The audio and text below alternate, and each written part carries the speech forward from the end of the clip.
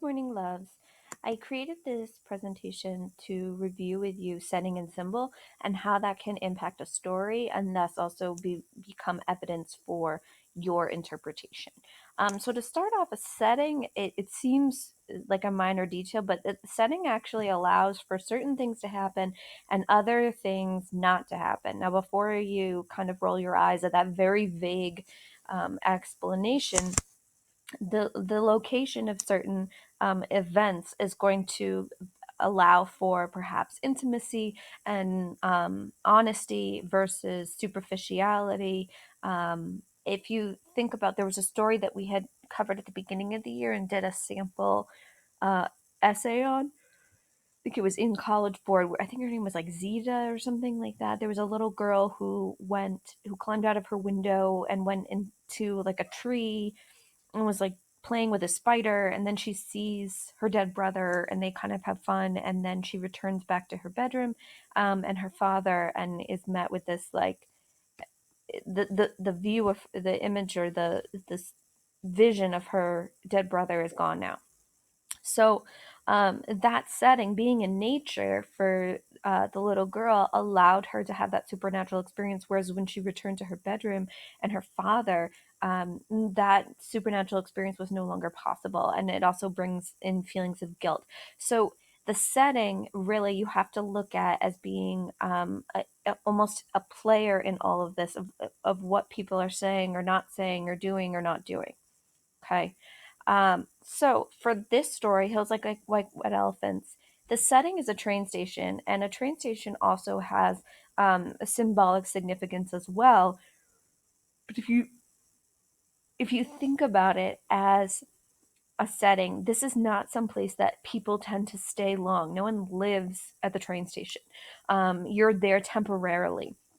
And so it's connected with transience and with change, or the potential for change, right? Like every time a train arrives, a character has the opportunity to make a choice to get on the train or to not. And so that's where that potential for change comes in, because once the train arrives, a character must make a choice. And the change isn't necessarily, a good or a bad change, as you like to so simplistically explain all the time. Rather, it might be an opportunity for something, for advancement. It might be an opportunity for to face some demons. It might be going to a new location to start over. It could be returning home. So you want to think of like each of those trains, wherever the train is taking the character, as being also significant, that they are choosing to go to that place. All right.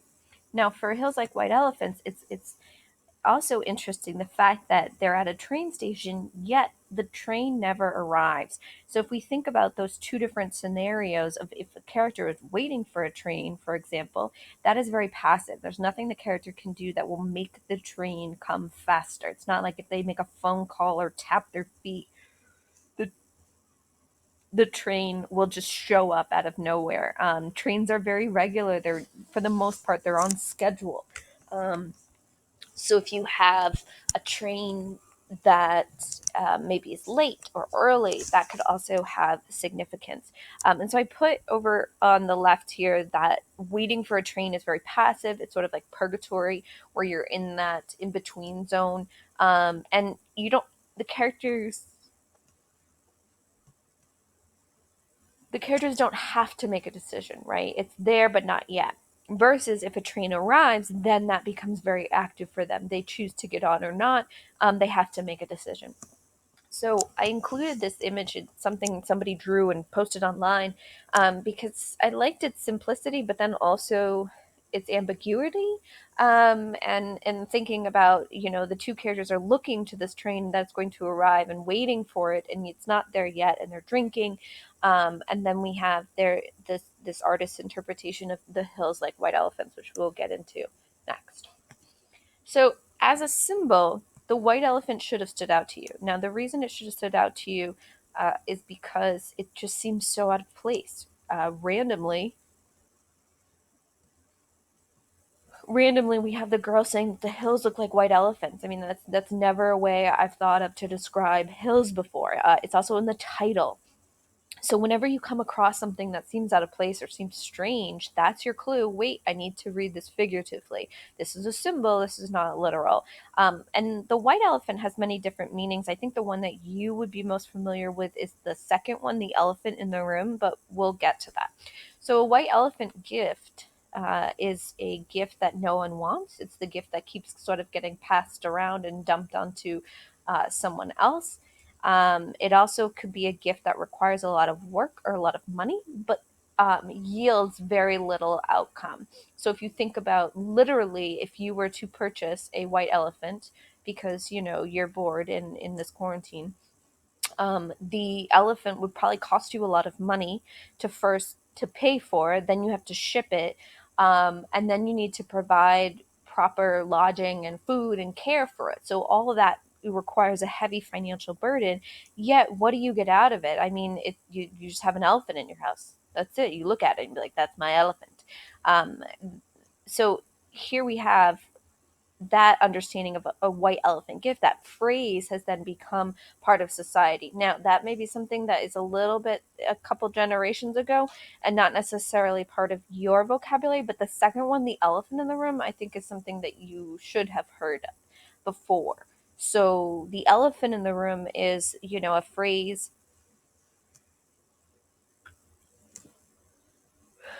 to reflect the problem that no one wants to talk about. I don't know if you've ever been at family gatherings where there's something that is bothering everyone, but everyone's kind of afraid to talk about it. So you're all walking on eggshells and pretending. But you all know that you really want to talk about something. And so the elephant in the room phrase is to refer to that problem, whatever it is, that is so large, and everyone knows that it's there, but we're just all ignoring it and pretending like it doesn't exist. Lastly, you have the shape and the color of a white elephant. White elephants are very uncommon.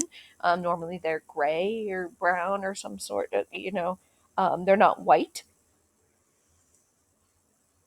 So if you have these hills, which are round, shaped like a white elephant, it's supposed to kind of create this image of a round belly, and white being the color of skin or of flesh. And for some people, obviously, not all people.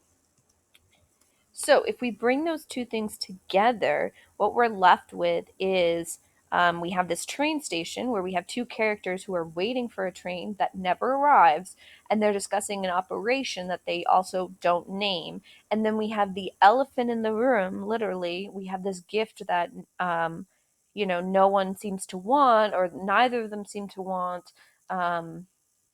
Or are not sure that they want, and also this large stress or tension in the room that they're not directly addressing.